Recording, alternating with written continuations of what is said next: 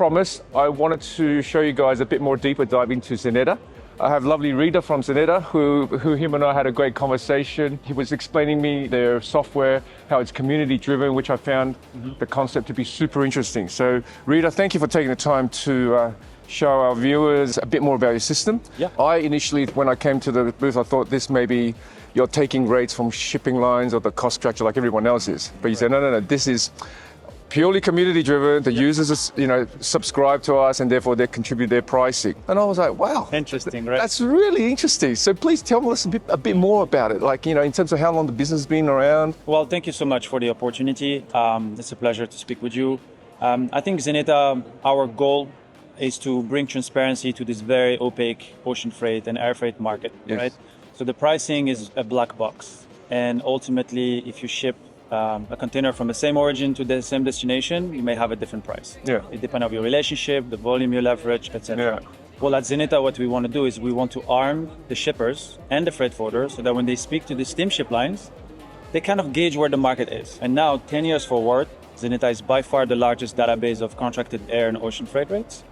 So we help a lot of shippers leverage our data when they negotiate. So it's kind of like those traders before they make a buy or sell action. They need some intelligence around it to make that call. Right. And that's what we do. So Xeneta has been around for 10 years. Who started it and what was the initial purpose or origin story of Xeneta? Yeah, that's a great question. So Xeneta was created by Patrick, who's our CEO still today. Yeah.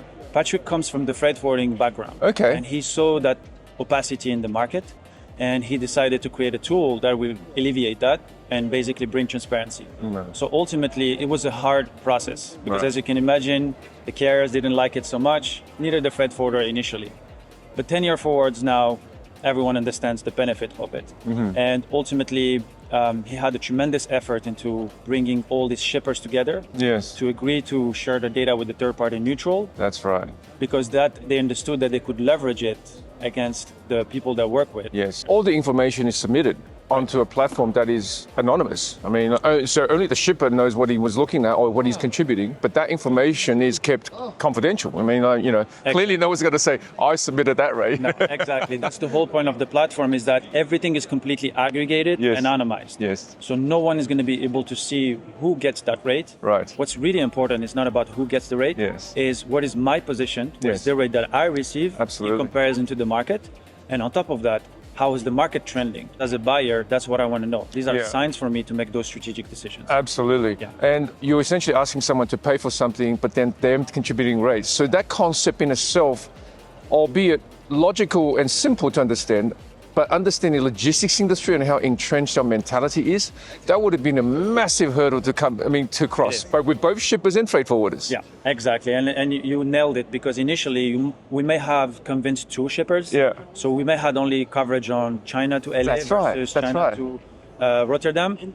But then 10 years forward, now we have over 700 companies that contribute to our database. Yeah. So we have coverage on over 160,000 port pairs. Yeah. So we're extremely granular. We're not just giving you a regional view. We're really telling you at the port-to-port level, container type. Yes, so, absolutely. Yeah. Well, would you mind just quickly giving us some snippets of how this system looks like and how it functions?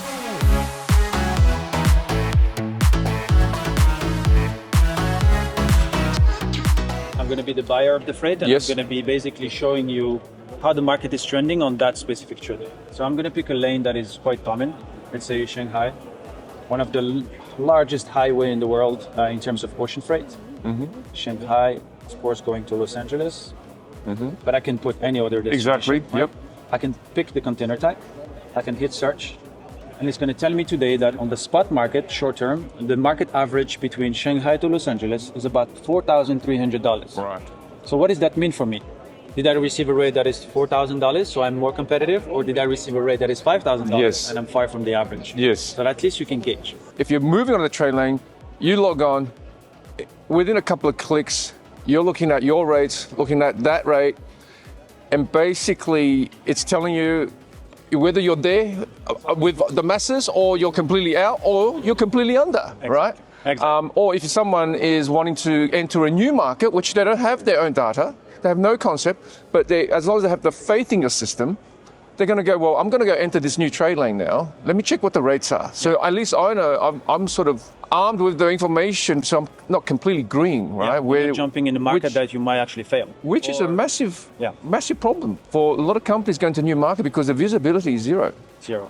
And it's made for it, right? Because there's a limited amount of carriers. Yes. And there's a large amount of shippers. So Right. basically, the market is controlled by a Right. limited amount of players. So you just have to play in between. Right. And ultimately, you want to understand, and that's what I did, right? We looked at Shanghai to Los Angeles. Yes. And I zoomed in into this specific corridor, Yes. where I'm still looking at the 4D dry on the spot. And as you can see, within the past few weeks and months, Mm-hmm. the market literally moved from $1,600 a container Mm-hmm. all the way to, it peaked in February, Yes. 4,900. That's right. Can you imagine that? Yeah. Where it will add value for a freight forwarder is that sometimes because the market shifts so violently and so quickly, the clients don't actually trust us.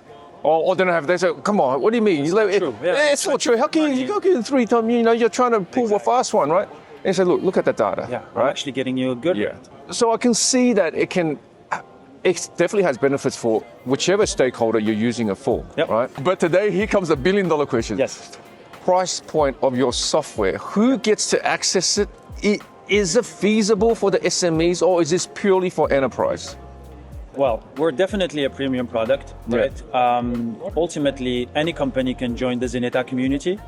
Your pricing will depend on the feature you want to have access to. What I'm showing you right now is just market trends, but we cover much more. We have the schedule reliability, we have the capacity, we have the CO2 emissions, we have the surcharges. So these are all the items that you use when you negotiate with the steamship lines, because you want to also put them in competition with other steamship lines. So you want to see their performance. And that's something that can also be a selling point for the freight forwarder, because he's saying, not only am I getting you the best rate, but on top of that, I'm working with the best steamship line. So this not only shows rates, but this also shows transit times and stuff like that? Well, transit times, that's something that's always, we talk about Xeneta. We're not an operational tool. Okay, right. We're strategic procurement. Pricing, right. Exactly. Pricing. Right. So what we assume is that within a specific market, so as you can see here, we're talking about an average at 4,200, Yeah. but some companies manage to get 3,300. That's right. And some companies manage to get $5,000. Right. You can assume that whoever is paying $5,000 has the fastest transit time and the most premium service. Right. But that's at least the ceiling. And I guess this is where the freight forwarder can bring this tool into the conversation with the customer and explain to them the nuances of why the gap is almost like, $1,700, $1,800 there, right? Exactly. Because there's a lot of variables. Because I can see some of our customers will look at that and they'll automatically go, well, I want the cheapest. And I went, no. Because there's service variables. Yeah. There's also the relationships on the ground, the speed of the service. All of these variables come into play. Yep. And I generally say, the market average is about right. If you're 5-10% either side of that, you're in a sweet spot. Exactly. But this gives you that sort of ballpark range to work with. And I think this is the user pay type of situation or user contributed. Yeah. Because I did check some of the lanes when we had a first chat about our Australia lanes. Yep. And I'm quite happy to say our costs are well within range and our offers to all of our customers who are listening are well within the medium range. So I was quite delighted to see that as well. I'm glad. Yeah. It's not easy to always be on par with the market. Yeah. It's very competitive. So I'm glad your company is quite competitive on that market. And that's also a good way to show transparency to your own customers, right? Because you don't have to always speak about price. Yeah. If you're always on par with the average, let's talk about the service. Yes. Because sometimes your team is the one creating the value. That's right. Not the That's price right. of the container. Price is a starting point, right? And then you got to go everything else. Because at the end of the day, we're a service industry. We're not a rate giver, right? But this, again, is important. Price is important. It sort of puts that in a secure spot, put that away, and let's talk about something else. Let's move on from the price. Yep. Because far too often, people can't move on from the rate because they're just not confident in that discussion. Exactly. So how can you talk about good service when they're not confident in their pricing? So that's the issue. But you know what? I know you've had 3 days of talking to people like me. So you must be very tired. I love it. I really want to thank you, Reda, man. Thank you It was so good for you to share this information. And you know what? Well done, guys. And Fantastic. thanks for coming all the way. I mean, I'm very impressed by your traveling skills. I don't know if I can do it. So I'm going back to New York this afternoon. 6 hours is enough. So, thank you so much. All right, Reda. Thank you very much. Cheers. Pleasure.